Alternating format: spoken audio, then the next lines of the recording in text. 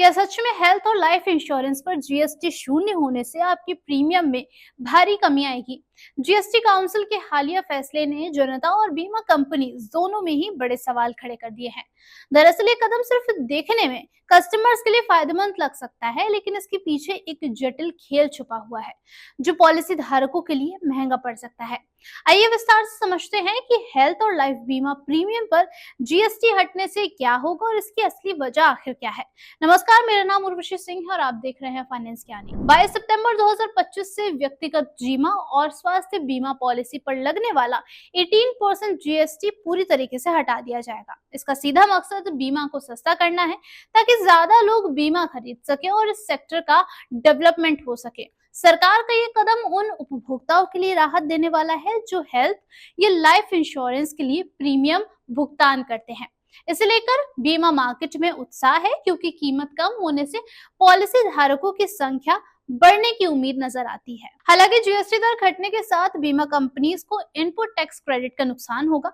वर्तमान में कंपनियां डिस्ट्रीब्यूशन कमीशन, प्रचार प्रसार, पुनर्बीमा और ऑपरेशन लागत पर आईटीसी का फायदा उठाती हैं। पर जीएसटी हटने के बाद ये कंपनियां आईटीसी का फायदा नहीं उठा पाएंगी, जिससे उनके खर्च भी बढ़ जाएंगे।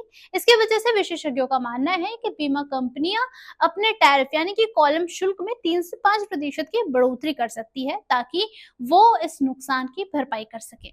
इसका सीधा मतलब है कि जीएसटी हटने के बावजूद प्रीमियम में बढ़ोतरी का खतरा कस्टमर्स के लिए बना रहेगा। कुल मिलाकर देखा जाए तो प्रीमियम पर आखिर असर कैसा होगा? कोटक इंस्टीट्यूशनल इक्विटी की रिपोर्ट बताती है कि जीएसटी दरों में कटौती से प्रीमियम की कुल लागत 12 से 15% तक कम हो सकती है, लेकिन इसके साथ आई टैरिफ वृद्धि की वजह से प्रीमियम में 3 से 5% की बढ़ोतरी भी संभव है।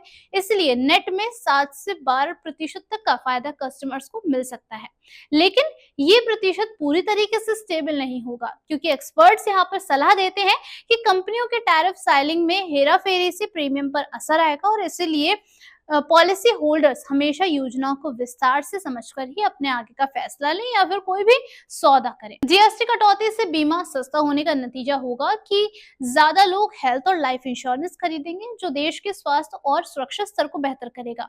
मांग में वृद्धि से उद्योग को मजबूती मिलेगी और फ्यूचर में बीमा उत्पादों का विकास भी होगा। हालांकि टैरिफ बढ़ोतरी सेवनल लाभ को थोड़ा कम कर सकती है, लेकिन इसका जो असर होगा वो भी लिमिटेड होगा। सरकार और विशेषज्ञों का सुझाव है कि इनपुट टैक्स क्रेडिट यानी कि आईटीसी की व्यवस्था स्पष्ट होनी चाहिए, ताकि बीमा कंपनीज के साथ साथ कस्टमर्स को भी इसका सही और सीधा लाभ मिल सके। अब आपको बताते हैं कि एक्सपर्ट्स का इस पर क्या कहना है। अब आपको बताते हैं कि इस पर एक्सपर्ट्स की क्या राय है। गौरा सेन गुप्ता के मुताबिक जीएसटी कटौती से उम्मीद है कि हेल्थ इंश्योरेंस की मांग बढ़ेगी और देश की जीडीपी ग्रोथ में 0.6% का योगदान होगा।